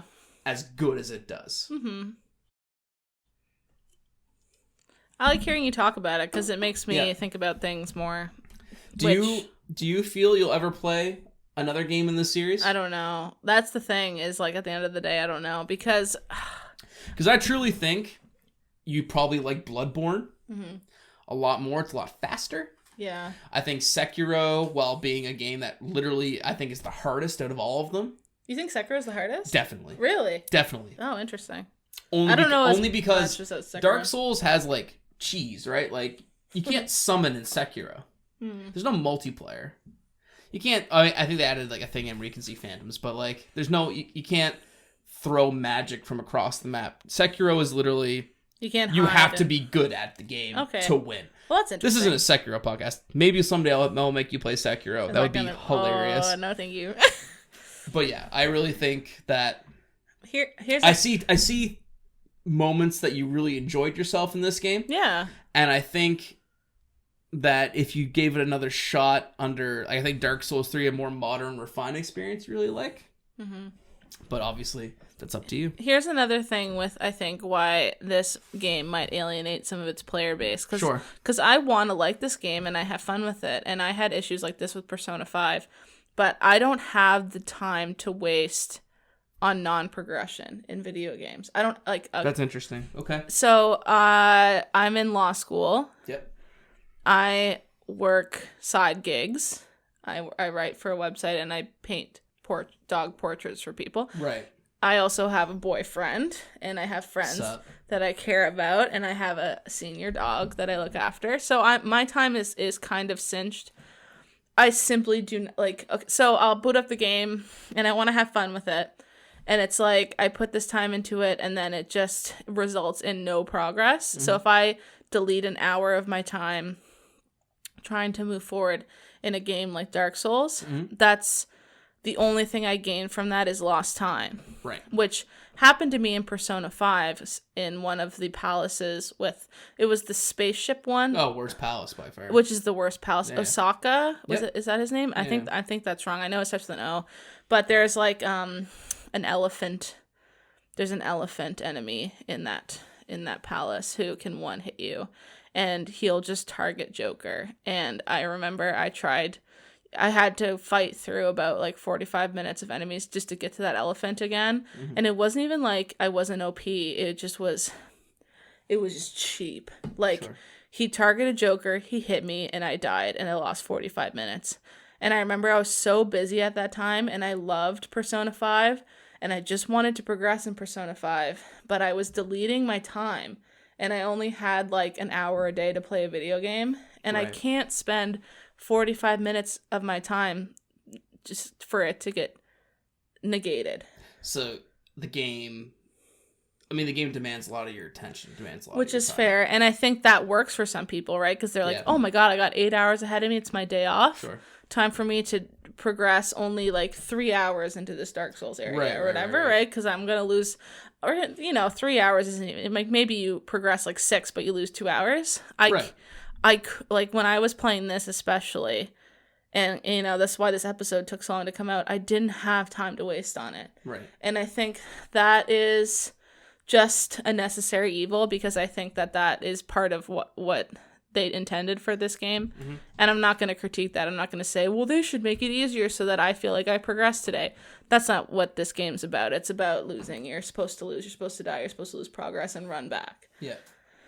I'm just saying that when that's your game, there's a lot of people who don't have as much time for games. People with children, people who have demanding jobs, right. People who have a lot of going on. They could play this, but it's harder to play it because you're losing time.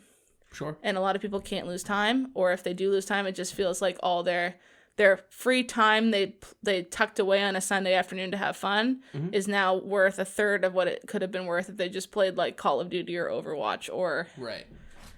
even fucking Fortnite. Yeah. And that's, I don't even know why I brought that complaint up, because I think that's the nature of the game, and I think that's what makes the game good. Yeah. So I don't want them to take that out, but no. I think that's just something to think about with, like, if you're going to think about why doesn't this game have an even bigger player base, it's because a lot of people have like 3 kids and they want to play Dark Souls, but they can't afford to have time to do it. Sure. Or even if they want to do it, it's disheartening to only get a third of the way and then lose all that time.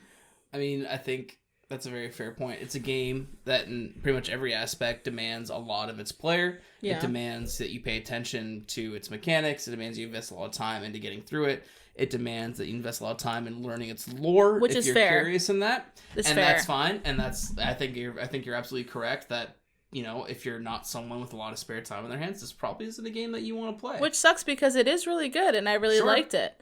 But it took me probably 2 months longer than someone who had more free time. Right. Because it's not even like that it would take me longer. It's that I didn't want to sit down and play it, even though I was starting to like it. Like 20 hours in, or even 10 to 15 hours in, I was like, okay, I kind of want to play this. Because it's satisfying to get farther. Mm-hmm.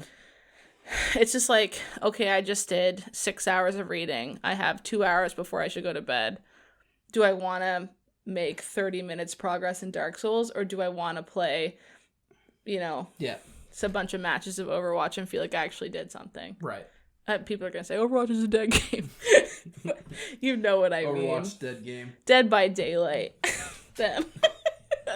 Equally extremely dead game. Yeah. I'm just listing dead games at this point. Well, I think that's a very good point. I mean, we're coming up on 2 hours here. I know. I'm proud of us. It's been great. It's been lovely talking with you about this game. Notice how when I'm the one that's negative, how much smoother it goes, sir.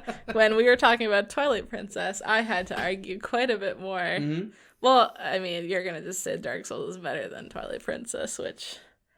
Well, yeah, what I almost tweeted from the Game and Makeup Twitter is Twilight Princess is the Dark Souls of Zelda. You know what? That's not an inaccurate take. Right? And it isn't, but I also was thinking about a way to make it obvious, like put the \S. Sure. But like I also kind of believe No, that's fair. But it's also so funny because like it's not like Twilight Princess is hard. If anything, all those people that complain about how Dark Souls has become synonymous with hard, if I were to say Twilight Princess is the Dark Souls of Zelda, that's kind of more true because there's more elements in Twilight Princess that are similar to Dark Souls besides it being hard. I don't think Twilight Princess isn't hard at fucking all. No. But there's a lot of other thematic elements that are kind of similar to Dark Souls that would make that comparison better. But they would then say, well, I thought you meant hard, and then they would be arguing against their own point. That's a good point. If anything, Breath of the Wild is the Dark Souls of Zelda. You think? Definitely. Well, if you were thinking about it in the very limiting way where Dark Souls just means hard, Michael, perhaps. But I'm thinking about it more in the grander way. It has a literal stamina bar. Checkmate. So does Skyward Sword. Skyward Sword is the Dark Souls. Skyward Sword is the Majora's Mask of Zelda. No, it's not. It wishes. I hate Majora's Mask, and even I know that Skyward Sword's way worse than that. Why are we talking about Zelda? Because I think it's very late and we're very tired. So it's fun. Haley, final thoughts on the game? I like it. You like it? I like it. I think it's good. And I think that people need to let people critique it more. Absolutely. And I don't, a lot of people do. I'm not, again, if you're viewing this, and I'm not talking about you probably if you're watching this video. I think it's really good. I think it needs to explain itself a little bit better. And I think it needs to cut all the platforming out. Every single spoiler warnings, they don't in the future. Is there a lot of platforming in Sekiro?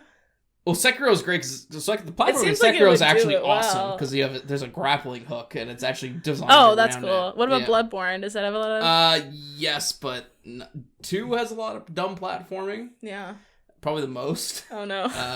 And then they cut back on it in 3 and Bloodborne, but it's still there. A lot of dumb jumps. Yeah. Because it's a game that let's design a game with a lot of jumping, but we're not gonna put a jump button in. Oh my god, I couldn't believe you gotta press left on the stick. You can't walk, but you have to walk precariously over these beams 100 feet in the air. Yeah. Oh my god, I was so mad. And maybe we'll cut it to the final question again from creator Haley. Did you get good? I got good. You got good. I was good in the very beginning. I'm proud of you. You beat the game. Thank you. Watching you play Dark Souls was a frustrating experience, but also a very enlightening experience. And how so? It was very fun to watch someone play a game that I've played so many times, and it's in Dark Souls 1, Dark Souls 2, Dark Souls 3, Bloodborne, and Sekiro. I've played all these games dozens of times. Yeah. To watch someone play it so blatantly wrong. Despite me sitting there trying to help you, but also it was very enlightening to watch someone experience this game for the first time. It was really fun. It was I had a blast watching you play the game, laughing with you, oh my God, watching you rage out. I hope that I think you did find some enjoyment in it, which makes me happy, and I'm glad it wasn't a horribly negative experience for you. No, it wasn't. And I'm glad you enjoyed it. I did enjoy it. That's great. I think you got good. I got good. And I didn't even need to get that good because it wasn't too hard. No. It was good. I really don't know what else to say about it besides that I liked it. And I really think it's true that you kind of need to beat it in order to really be able to talk about it fully. Sure. So I'm glad that I beat it because then I feel like anything I just said in the last 2 hours, people can't fucking come at me for. Please. They will. Haley Fax on Twitter, bitch. Well, yeah. Let's put where can people find you? I'm at Haley Fax on Twitter. HALEYFAX. Come at me, bro. Send me a DM and fight me about Dark Souls, I suppose. I'll put that out in the universe. That's a do it. Hot thing to do.